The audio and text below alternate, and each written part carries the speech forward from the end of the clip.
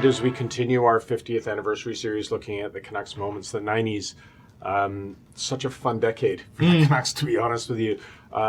When you see those seeds that were planted by Pat Quinn right at the start of the decade and how they turned into that 94 run, and frankly what should have been a team that would compete for the whole decade until the events of the NHL themselves kind of undid things. But when you look at that team from the early to mid-90s, what do you remember?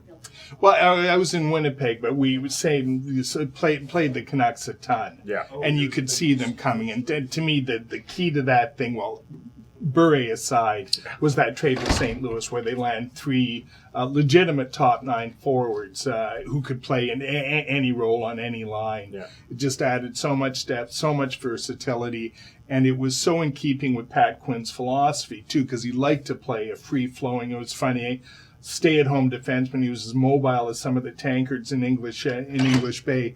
But he embraced that kind of speed, that free flow game before a lot of other hockey men did, and that was kind of the key. So, good team, but a fun team to watch. That's really what I remember. And then when they add Bure, of course, they add the home run hitter. You know, I know that there's a salary cap to deal with today that makes things a little more difficult, but as I look back on the 90s and I see the job, not only that Quinn did as coach, as he was in and out, changing roles within the organization, but I look at the trades that he made. You referenced the one in St. Louis. There's also what he dealt with the Peter Nedved mess that ended up getting them eventually Jeff Brown, which we just wrote about after Janney refused to come here. And then Brown had a brief holdout too. It's just astonishing. But you look at those moves, going back to getting Kirk McLean for Patrick Sundstrom, and then how he managed that group. His skill as a general manager, in my mind, is very underrated. Yeah, very underrated. And Brian Quinn said, boy, you examine his trade record, and it's scary good. And we haven't even talked to one I'm going to be writing about in a couple of weeks. That was Marcus Naslund for,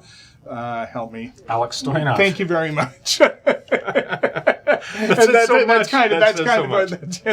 Absolutely. But it was also a different area. I think it was an area where it was easier to make trades. It wasn't easier to win them, but it was easier to make trades. It was just kind of in the DNA of the league at that time. If you had a problem, well, I'm going to trade my problem for your problem, and that was the way they fixed things. St. Louis was so horny for Garth Butcher, right? They wanted him so badly, and Burke tells that great story that Pat insisted on having a mid-round draft pick as part of the deal, and Ron Caron, the Blues GM, initially walks away, and Pat says, "No, I know he wants Butcher. He's going." And sure enough, he calls back the next day with the deal he makes. We really should do another segment on the whole Bure intrigue, because that is one of there's a book there, there's a movie, there's something there, because, and again, going back, it's funny, like you forget all the details. Yeah.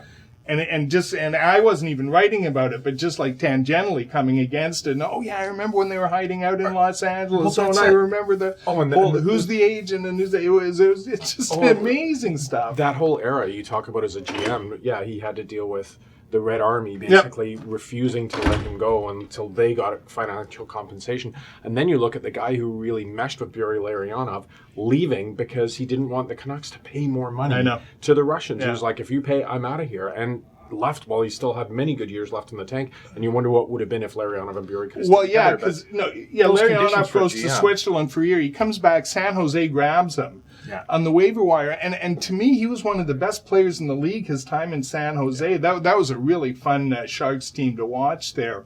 So it feels like it's 3 million years ago, but it really wasn't. It's kind of been in my lifetime covering the league, and a lot of the readers, and I'm really glad and elated and encouraged and all those things that this series has found an audience, because it's been so much fun to dig into these stories. Yeah, it's fantastic, and I'm sure Garth Butcher will be thrilled to know that someone felt horny for him. Thank you. So please continue to watch these videos. Look, you can get these wonderful posters through the Canucks as Kurt well Ridley as right there, right over my right shoulder. So we'll continue those all year. Thanks to Key West Ford for sponsoring this series for us. Continue to watch us all season long. Download our podcast at the Apple Podcast Store, and you can get all this great audio stuff. We're about to record one right now.